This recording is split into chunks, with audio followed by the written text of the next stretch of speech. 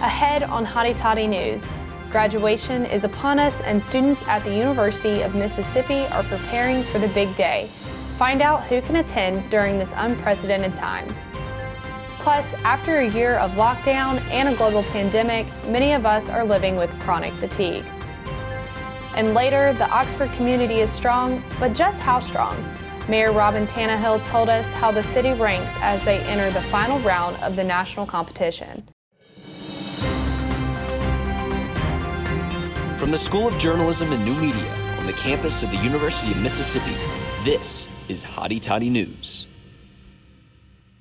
Good evening. Thank you for tuning in to this week's edition of Hotty Toddy News. I'm Caroline Chrysler. With graduation quickly approaching, the university just announced their plans for tickets for both 2020 and 2021 graduates. AJ Norwood has the story. Graduation is near.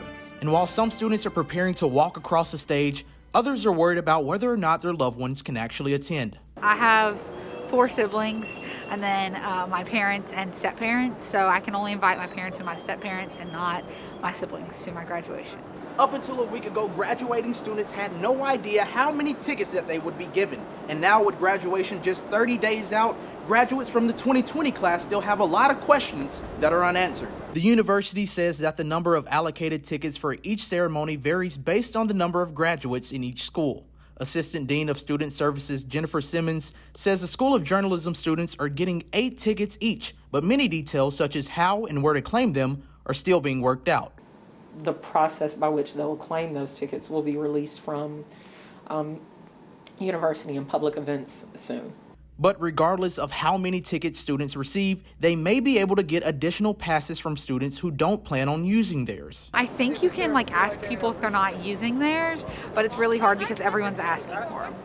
But others think that the amount of tickets that they are given are enough. So I have a family of 5, so that's perfect enough for my close family to come. Tickets for the 2020 graduates have not yet been announced, but RSVP for those students is now closed. However, they can still contact their dean if they wish to participate. Simmons says she is hopeful the university will release more information in the coming days. Reporting for Hotty Toddy News, I'm AJ Norwood. While the university is hard at work indoors, the campus grounds team is putting in extra effort to make sure the outdoors is beautiful for this year's double graduation. McKinley Rutledge spoke with university leaders to look into the preparation on campus grounds. Graduation season is less than a month away, and with plans for not 1, but 2 in-person ceremonies, University of Mississippi landscaping crew continues to prepare. Landscaping supervisor Thomas Dickerson says things are looking up. We're still having COVID-19, but the campus is more open and live. It's actually kind of been back to normal a little bit for us, but that's kind of the difference, I think. Landscape services started preparing late fall for the ceremonies, fertilizing, reseeding grass, and spraying around the tree rings. Just try to pick the closest date we possibly can to pine straw, so the pine straw is fresh as possible before graduation and around the center of campus. Ole Miss student Faith Chatton says the landscaping is what caught her eye before applying to the university. And I really love the landscaping here. I actually found out about Ole Miss because one of my friends from high school looked up the 25 most beautiful college campuses in the United States, and we found this one and applied. And University of Mississippi has won 5 national landscaping championships for most beautiful campus by organizations like Newsweek. As you can imagine, the pressure of maintaining the landscaping is not just during the spring but year-round. This is McKinley Rutledge with Hotty Toddy News. With all the hard work and excitement leading up to graduation, fatigue is setting in. Chronic fatigue syndrome is gaining traction as this year comes to a close. Matthew Henley looks into how this is affecting students. As things slowly get back up to speed, people are slowing down. A recent Google Trends analysis shows that chronic fatigue syndrome is at an all-time high, and a number of breakout Google searches include questions like, "Why am I so tired?" and "Neurologists near me." According to experts, these are side effects of tech overuse during the pandemic. It's the overstimulation for our brains, which have not adapted. It's sleep patterns being disrupted from blue light, not getting the same amount of sleep and rest. It's decrease of boundaries, and it's a decrease in human interaction and community structures. And Ole Miss students, after a full year of Zoom classes, feeling the effects on energy levels. It's just I wake up, I'm tired, you know? It's just zoom, zoom, zoom, zoom, I zoom away. Freshman Emily Grace DeZine is feeling the fatigue after a long semester with no spring break. And sitting at a computer all day, it gets really tiring, and especially with no spring break. It's been constant schoolwork with little to no time to sit and relax.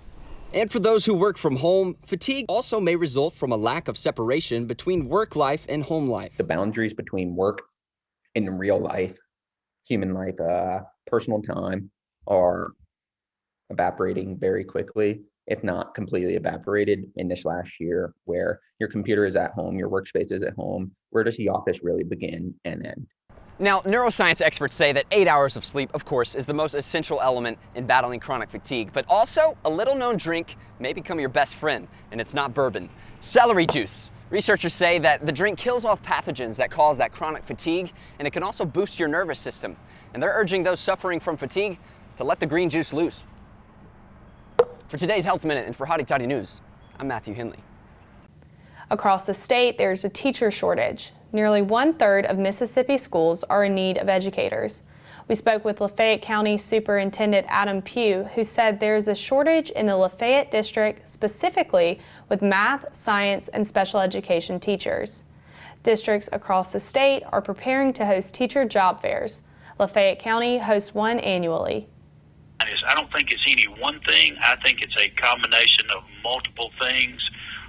The pay, not that anybody was ever going to get rich teaching school, but the pay needs to be better, and I'm very grateful that our governor and legislators, passed a pay raise for our teachers. Very grateful. Chancellor Glenn Boyce recently announced the university's plan to reopen the Grove and Circle for fall athletics. After a year without Ole Miss tailgating, Maddie Bornfleth hit the Grove to see how residents feel about returning. UM football season is still 5 months away, and although the Grove may look empty now, Chancellor Glenn Boyce said in a recent interview for Oxford Eagle that he is hopeful it will be packed once again. For this to happen, people getting vaccinated is a crucial factor. Since the vaccine became available on campus last month, more than 2,300 doses have already been administered to the community. And with the rate things are going, students are hopeful that they will be back tailgating in the Grove once again. Grove's like the coolest thing we do here, so I really like to be back here. Pretty optimistic about it because I have a feeling that even if they try to put restrictions on it, the students are kind of just going to ignore it because they've been waiting for so long and they did get promised a full in-person experience, so I feel like it'll happen. There's just a bunch of family that I didn't get to see because we didn't have the Grove this year that I only get to see at the Grove, and so I'm definitely going to be excited to see them. They come from like all over, and it's literally like the one chance I get to see them, so I'm really excited about that. I'm optimistic that it's going to happen. I'm super excited. I mean, I don't know, the amount of people that come out here, just all the hype that it gets, it should be pretty crazy. Students are not the only ones who wish to be back in the Grove. Chancellor Boyce expressed his excitement and desire to be back. I want to see generations of families back in the Grove. I want to see those young children running around, throwing that football and wearing those Rebel jerseys. I want to see those vibrant game day experiences because it's unlike anything in the country. Right back to normal. Just as normal as it was in pre-COVID, and that's what we're going to be shooting for. UM's first game of the season is set for September 11th, where the Rebels will go up against the Austin Peay Governors, and hopefully we will get to see the players walk down the Walk of Champions once again. Maddie Bornfleth, Hotty Toddy News. Returning to the Grove may not be the only thing Oxford locals have to look forward to. Oxford has made it to the final round of the nationwide Strongest Town competition. Rebecca Donaldson has more on what this could mean for our town. Voting is underway for the final round between Oxford and Lockport, Illinois, after 14 other towns have been knocked out of the competition, run by nonprofit organization Strongest Town, which has been doing this competition for the past 6 years. Oxford Mayor Robyn Tannehill, in her interview with Strongest Town, said Oxford takes pride in its community and hospitality, and the people are what makes this town so special. Oxford, Mississippi is the most amazing town in America, in my very humble opinion. We are a place that just draws you in. I came to Ole Miss as a student in 1988, and I have never left. And I will tell you that is a story that you hear often. Tannehill says Oxford is a small city with a big heart for its roots. From the homes of famous authors to the square and all of its businesses, residents love their town. Oxford is a college town, which I think always has a cool atmosphere and offers a lot of cultural options that you don't find in towns of 25,000 otherwise. Oxford residents agree with this description and say that the environment of Oxford is why it's so deserving of the title. Because Oxford is just a great place. I mean, great environment, great people. You know, it's like family here, no matter what. Isaiah says that he's found his home away from home in Oxford and that there's a sense of comfort that pairs with the town. I love Oxford because it's the next thing to home, you know.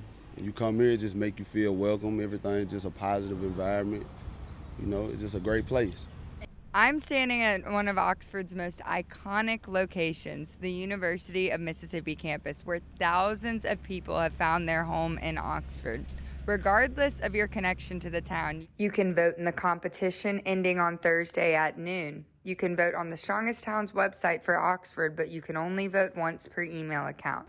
The winner will be announced on Friday. Rebecca Donaldson, Hotty Toddy News. That's all we have for tonight. I'm Caroline Chrysler. Be sure to check out next week's show and have a great week.